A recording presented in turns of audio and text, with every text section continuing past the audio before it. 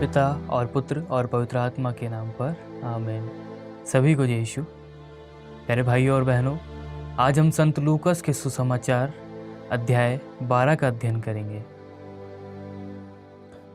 संत लूकस का सुसमाचार अध्याय 12। उस समय भीड़ इतनी बढ़ गई थी कि लोग एक दूसरे को कुचल रहे थे। ईसा मुख्य रूप से अपने शिष्यों से यह कहने लगे, फरीसियों के कट रूपी खमीर से सावधान रहो। ऐसा कुछ भी गुप्त नहीं है जो प्रकाश में नहीं लाया जाएगा, और ऐसा कुछ भी छिपा हुआ नहीं है जो प्रकट नहीं किया जाएगा। तुमने जो अंधेरे में कहा है वह उजाले में सुना जाएगा, और तुमने जो एकांत में फुसफुसा कर कहा है वह पुकार पुकार कर दोहराया जाएगा। मैं तुम अपने मित्रों से कहता हूँ, जो लोग शरीर को मार डालते हैं परंतु उसके बाद और कुछ नहीं कर सकते, उनसे नहीं डरो। मैं तुम्हें बताता हूँ कि किस से डरना चाहिए। उससे डरो जिसे मारने के बाद नरक में डालने का अधिकार है। हाँ, मैं तुमसे कहता हूँ, उसी से डरो। क्या 2 पैसे में 5 गौरैया नहीं बिकती? फिर भी ईश्वर उनमें एक को भी नहीं भुलाता है। हाँ, तुम्हारे सिर का बाल बाल गिना हुआ है, इसलिए नहीं डरो। तुम बहुतेरी गौरियों से बढ़कर हो। मैं तुमसे कहता हूँ, जो मुझे मनुष्यों के सामने स्वीकार करेगा उसे मानव पुत्र भी ईश्वर के दूतों के सामने स्वीकार करेगा। परंतु जो मुझे मनुष्यों के सामने अस्वीकार करेगा वह ईश्वर के दूतों के सामने अस्वीकार किया जाएगा। जो मानव पुत्र के विरुद्ध कुछ कहेगा उसे क्षमा मिल जाएगी, परंतु पवित्र आत्मा के निंदा करने वाले को क्षमा नहीं मिलेगी।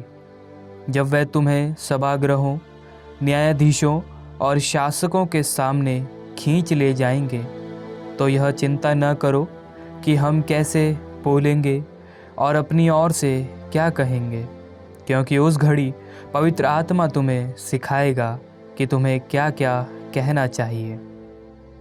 भीड़ में से किसी ने ईसा से कहा, गुरुवर, मेरे भाई से कहिए कि वह मेरे लिए पैतृक संपत्ति का बंटवारा कर दे। उन्होंने उसे उत्तर दिया, भाई, किसने मुझे तुम्हारा पंच या बंटवारा करने वाला नियुक्त किया?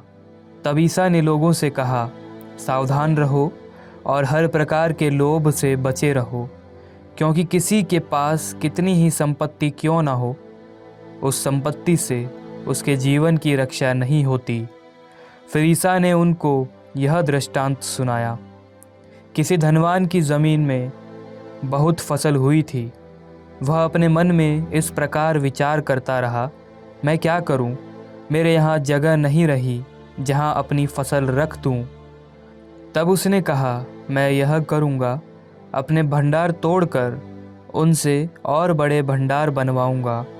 उनमें अपनी सारी उपज और अपना सारा माल इकट्ठा करूँगा और अपनी आत्मा से कहूँगा, भाई, तुम्हारे पास बरसों के लिए बहुत सा माल इकट्ठा है, इसलिए विश्राम करो, खाओ पियो और मौज उड़ाओ।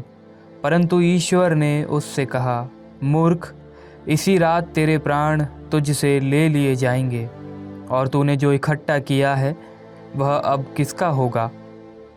यही दशा उसकी होती है जो अपने लिए तो धन एकत्र करता है किंतु ईश्वर की दृष्टि में धनी नहीं है। उन्होंने अपने शिष्यों से कहा, इसलिए मैं तुम लोगों से कहता हूँ, चिंता मत करो, ना अपने जीवन निर्वाह की कि हम क्या खाएं, और ना अपने शरीर की कि हम क्या पहने, क्योंकि जीवन भोजन से और शरीर कपड़े से बढ़कर है। कौवों को देखो, वे न तो बोते हैं और न लुनते हैं, उनके न तो भंडार है न बखार, फिर भी ईश्वर उन्हें खिलाता है। तुम पक्षियों से कहीं बढ़कर हो। चिंता करने से तुम में कौन अपनी आयु घड़ी भर भी बढ़ा सकता है? यदि तुम इतना भी नहीं कर सकते तो फिर दूसरी बातों की चिंता क्यों करते हो? फूलों को देखो, वे कैसे बढ़ते हैं, वे न तो श्रम करते हैं और न कातते हैं। फिर भी मैं तुम्हें विश्वास दिलाता हूँ कि सुलेमान अपने पूरे ठाट बाट में उनमें एक की भी बराबरी नहीं कर सकता था। खेतों की घास आज भर है और कल चूल्हे में झोंक दी जाएगी। उसे भी यदि ईश्वर इस प्रकार सजाता है तो अल्पविश्वासियों, वह तुम्हें क्यों नहीं पहनाएगा। इसलिए खाने पीने की खोज में लगे रहकर चिंता मत करो। इन सब चीज़ों की खोज में संसार के लोग लगे रहते हैं। तुम्हारा पिता जानता है कि तुम्हें इनकी ज़रूरत है, इसलिए उसके राज्य की खोज में लगे रहो। ये सब चीज़ें तुम्हें यों ही मिल जाएंगी। छोटे झुंड, डरो मत, क्योंकि तुम्हारे पिता ने तुम्हें राज्य देने की कृपा की है। अपनी संपत्ति बेच दो और दान कर दो। अपने लिए ऐसी थैलियाँ तैयार करो जो कभी छीजती नहीं। स्वर्ग में एक अक्षय पूंजी जमा करो। वहाँ न तो चोर पहुँचता है और न कीड़े खाते हैं, क्योंकि जहाँ तुम्हारी पूंजी है वहीं तुम्हारा हृदय भी होगा। तुम्हारी कमर कसी रहे और तुम्हारे दीपक जलते रहें। तुम उन लोगों के सदृश बन जाओ जो अपने स्वामी की राह देखते रहते हैं कि वह बारात से कब लौटेगा, ताकि वह स्वामी आकर द्वार खटखटाए तो वे तुरंत ही उसके लिए द्वार खोल दें। धन्य है वे सेवक जिन्हें स्वामी आने पर जागता हुआ पाएगा। मैं तुमसे यह कहता हूँ, वह अपनी कमर कसेगा, उन्हें भोजन के लिए बैठाएगा और एक एक को खाना परोसेगा। और धन्य है वह सेवक जिन्हें स्वामी रात के दूसरे या तीसरे पहर आने पर उसी प्रकार जागता हुआ पाएगा। यह अच्छी तरह समझ लो, यदि घर के स्वामी को मालूम होता कि चोर किस घड़ी आएगा तो वह अपने घर में सेंध लगने नहीं देता। तुम भी तैयार रहो, क्योंकि जिस घड़ी तुम उसके आने की नहीं सोचते उसी घड़ी मानव पुत्र आएगा। पेत्रुस ने उनसे कहा, प्रभु, क्या आप यह दृष्टांत हमारे लिए कहते हैं या सबों के लिए? प्रभु ने कहा, कौन ऐसा ईमानदार और बुद्धिमान कारिंदा है जिसे उसका स्वामी अपने नौकर चाकरों पर नियुक्त करेगा, ताकि वह समय पर उन्हें रसद बांटा करे। धन्य है वह सेवक जिसका स्वामी आने पर उसे ऐसा करता हुआ पाएगा। मैं तुमसे यह कहता हूँ, वह उसे अपनी सारी संपत्ति पर नियुक्त करेगा।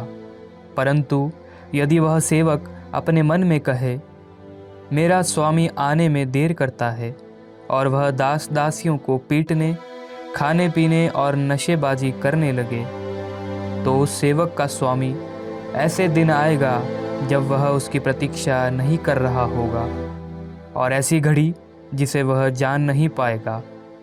तब स्वामी उसे कोड़े लगवाएगा और विश्वासघातियों का दंड देगा। अपने स्वामी की इच्छा जानकर भी जिस सेवक ने कुछ तैयार नहीं किया और न उसकी इच्छा के अनुसार काम किया, वह बहुत मार खाएगा। जिसने अनजाने ही मार खाने का काम किया, वह थोड़ी मार खाएगा। जिसे बहुत दिया गया है उससे बहुत मांगा जाएगा, और जिसे बहुत सौंपा गया है उससे अधिक मांगा जाएगा। मैं पृथ्वी पर आग लेकर आया हूँ, और मेरी कितनी अभिलाषा है कि यह अभी धधक उठे।